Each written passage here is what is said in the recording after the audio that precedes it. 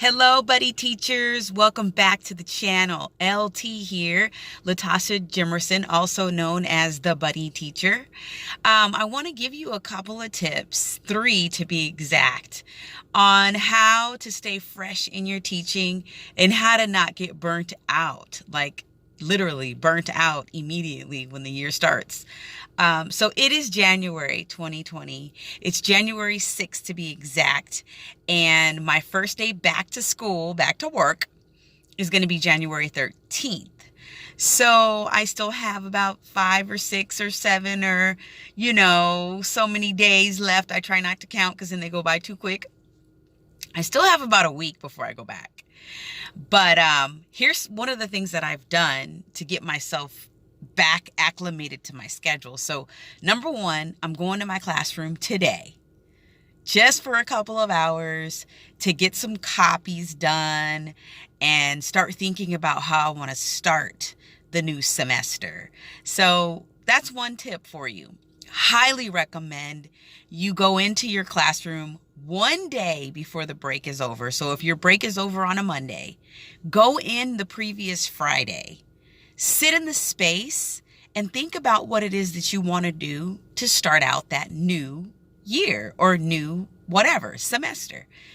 Don't get into this thing where you wait until the last minute, you procrastinate, because I know teachers, we are the worst procrastinators and we are the worst control freaks. We like to control everything. So when somebody gives us a deadline, we push it until the last minute and then we get mad at our students for doing the same thing. Go figure. Anyway, give yourself enough time to plan and think and get things organized. When your students walk back in the door on day 1 after your vacation, you will have already done everything that you need to do to make sure that you're starting out on the right foot. So that's number 1. Make sure you plan ahead. Go in a day early. The second thing you want to do is get back onto your daily routine as soon as possible. I know it's hard. You're in your pajamas all day.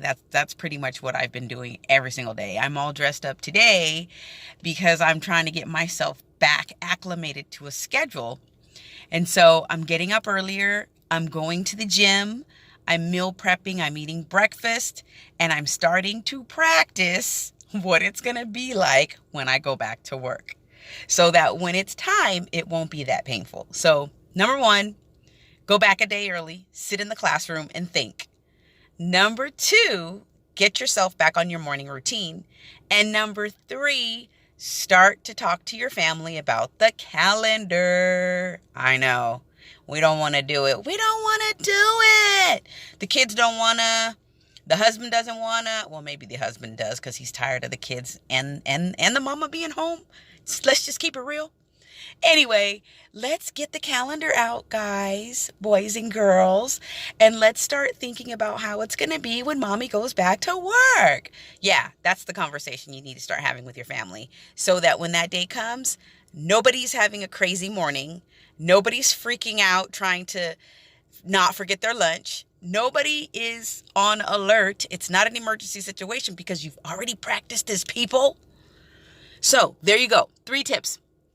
How to not burn yourself out as a teacher right after you've had a holiday break. Number 1, schedule a day when you go into your classroom and you work.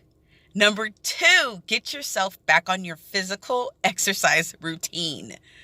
Number 3, talk to your family about how they can support you. All right? Have a wonderful year. It is 2020. I love you guys. LT, the Buddy Teacher, is out. See you later.